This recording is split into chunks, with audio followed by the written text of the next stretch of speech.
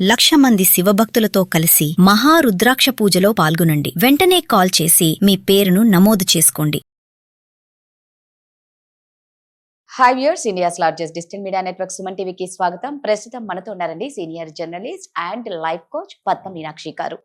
So అంటే చాలా మంది ఏంటి అంటే ఎన్ని ఉన్నా కూడా అంటే ఆడవాళ్ళ మెంటాలిటీ అయితే ఫస్ట్ చెప్తున్నానండి, మనకు బట్టలు బోల్డ్ అన్ని ఉన్నా కూడా ఈ రోజు వేసుకున్నది మళ్ళా ఇంకొకసారి వేసుకోవాలి అంటే మాత్రం మనసు ఒప్పదు. ముఖ్యంగా పెళ్లిళ్ళకైనా ఆఫీస్లకైనా ఎక్కడికన్నా వెళ్ళాలి, నలుగురితో కలవాలి అన్నా కూడా ఇది ఒకసారి వేసుకున్నాం కదా నెక్స్ట్ వేసుకోబుద్ధి కాదు. సో ఇలా ఎవరు ఏమనుకుంటారో ఏమో అని అనుకునే వాళ్ళకి పద్మ మీనాక్షి గారితో వాళ్ళ గురించి మాట్లాడదాం. నమస్తే అండి. నమస్తే రాధా.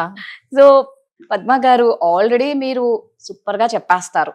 నేను అది చూసే పద్మ గారిని పిలిచాను అనమాట. ఈ ఎవరో ఏమో అనుకుంటారు, ఎవరో ఏమో అనుకుంటారని అంటే మనం వేసుకునే డ్రెస్ కానీ, వేసుకునే చెప్పులు కానీ, మన చేతిలో మొబైల్ కానీ, హ్యాండ్ బ్యాగ్ కానీ ఏవైనా సరే మనం ఎలా అంటే మనకు ఒక స్టేటస్ చూపిస్తుంది అనేది చాలా మందికి ఉంటుంది. ఇది వేసుకోకపోతే వాళ్ళు ఏమనుకుంటారు, లేకపోతే ఇది ఒకసారి వేసుకున్నారు రెండోసారి వేసుకుంటే వాళ్ళు ఏమనుకుంటారు, వాళ్ళు ఏం కొట్టరు తిట్టరు, బట్ ఆ మైండ్ సెట్ తో ముందుకు వెళ్ళలేకపోయే వాళ్ళు చాలా మంది ఉన్నారు. ఏమంటారు?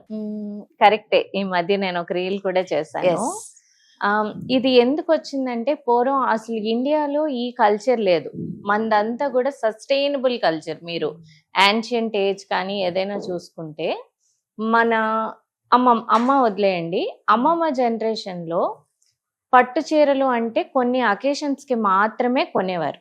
వాళ్ళ పెళ్ళప్పుడు కొన్నవి, లేకపోతే ఒక ఇంపార్టెంట్ పండగో లేకపోతే ఇంపార్టెంట్ అకేషన్ కొన్నవి. కౌంటబుల్ పట్టు చీరలే ఉండేవి.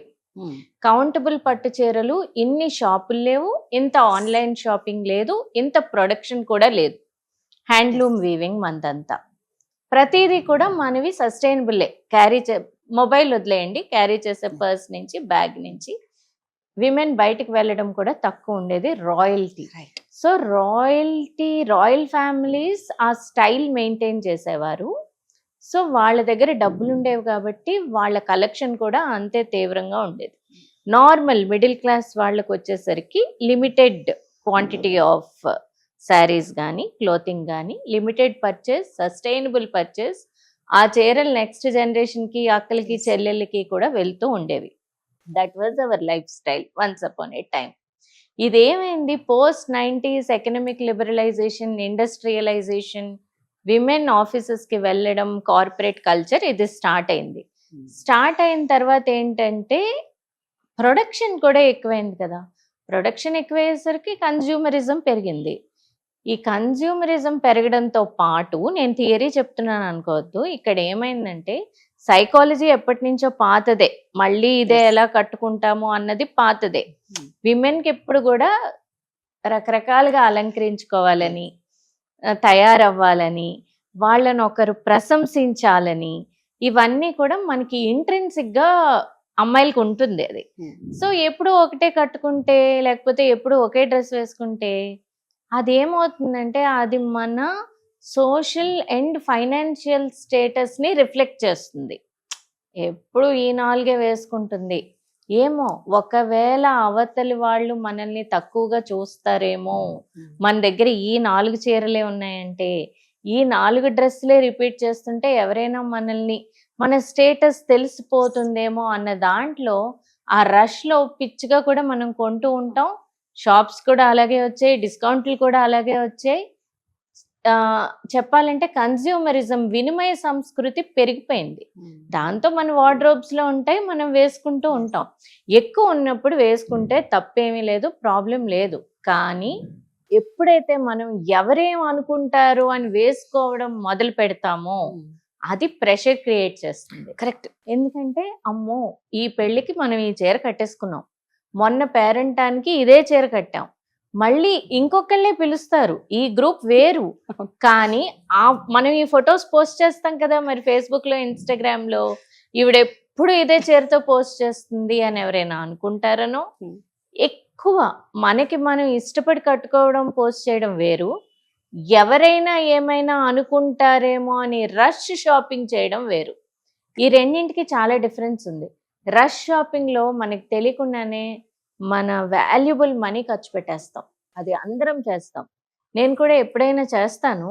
ఎందుకంటే లేవు అని కాదు, ఇంకొకటి కొత్తగా కొందాం, ఇంకొకటి కొందాం, వెళ్తున్నాం కదా, ఏమైంది, ఓకే ఒక్కటే కదా అన్న దీంట్లో నేనేమంటానంటే ఈ బబుల్లోంచి బయటకు వచ్చేద్దాం. ఎవరేమనుకుంటారు, పదే ఉండని, నిన్నుగా యాక్సెప్ట్ చేసే మనుషుల దగ్గరికే వెళ్ళు. నీ చీర చూసి, నీ నగలు చూసి, లేకపోతే నీ ఐడెంటిటీ చూసి, ఓకే తిను బ్రాండెడ్ వాడుతోంది, మోచి వాడుతోంది, లేకపోతే ఇంకొక చెప్పులు వాడుతోంది, లేకపోతే ఈ చీర లేకపోతే సింగానియాస్లో కొన్నది, లేకపోతే ఎక్కడి నుంచో తెప్పించాం, లేకపోతే చెన్నై నల్లి సిల్క్స్ నుంచి తెప్పించాం, ఆ బ్రాండ్ ఏమీ తగిలించుకుని వెళ్ళం కదా, టానియరాలో తెప్పించాము అని. సో దానిని బట్టి మనకి అంటే మన అది నిజం, కానీ మన ఫైనాన్షియల్ స్టేటస్ని బట్టి మనకి విలువ ఇచ్చే వాళ్ళ కోసం మనం ఎందుకు వెళ్ళి మన టైము మన మనీ వేస్ట్ చేసుకోవాలి. రెండు, ఇంకా కార్పొరేట్ పిల్లలు మేము సంపాదిస్తున్నాం కదా, కొనుక్కుంటాము, వేసుకుంటాము అంటే వేసుకోండి, తప్పేముంది, తప్పేం లేదు. కానీ forget this feeling that what others will think. అది ఎక్కడో ఒక చోట మొదలవ్వాలి. వాట్ అదర్స్ విల్ థింక్ అన్నది మనం మర్చిపోయి దిస్ ఇస్ మై ఐడెంటిటీ అంటే మనకి చాలా స్ట్రాంగ్ పర్సనాలిటీ ఉండాలి. మన ఐడెంటిటీ చెప్పడానికి మనకి చాలా స్ట్రాంగ్ పర్సనాలిటీ ఉండాలి. అలాగే బ్యాగ్స్, ఈ మధ్య ఒక ఫ్రెండ్ అన్నారు, అంత బాగా తయారై క్లాత్ బ్యాగ్ వేసుకుంటావేంటి అని. కానీ క్లాత్ బ్యాగ్ వేసుకోవడంలో ఒకటి ఉంది నాకు, అవి that makes me very free, బరువు ఉండదు. But when I carry a leather hand bag, ఆ వెయిట్ నేను క్యారీ చేయలేను, మొత్తం పర్సనాలిటీని డిస్మాంటిల్ చేసేస్తుంది అని. When you are wearing a nice costume, nice sandals, and you are carrying a cloth handbag, your personality will be distorted andi. Correct. We are not movie actors or actresses to impress somebody. We are not in the fashion industry. Look for your comfort. So don't imitate. Okati nenu cheppedi, don't imitate others. Do what makes you happy. Ninnu edi happy ga unchutondi, okay neeku leather handbag carry cheyadam ishtama, మంచి costume వేసుకోవడం ఇష్టమా, do it. And if you can afford it, do it. But వాళ్ళని చూసి నీకు ఇష్టం లేనిది imitate చేయకు. నేనైతే that's my personality and that's what I tell my kids also, that don't imitate anybody. ఎవరేమనుకుంటారో అన్నది ముందు తీసేయండి. మీకేం కావాలి, మీరు దేంట్లో కంఫర్టబుల్గా ఉంటారు, డూ దట్. సూపర్. నిజంగా మీరు అన్నది 100%. మన కంఫర్ట్ని బట్టే మనం ఏదైనా చేయాలి. మీరు పద్మ గారు అన్నట్టు ఎవరో ఏదో అనుకుంటూ ఉన్నారంటే మనం చాలా ఇబ్బంది పడిపోతూ ఉంటాం. ఉందా, ఎంజాయ్ చేయండి, లేదా మీకు ఎలా కంఫర్ట్ ఉంటే అలా ఎంజాయ్ చేయండి. థ్యాంక్ యూ అండి. Thank you.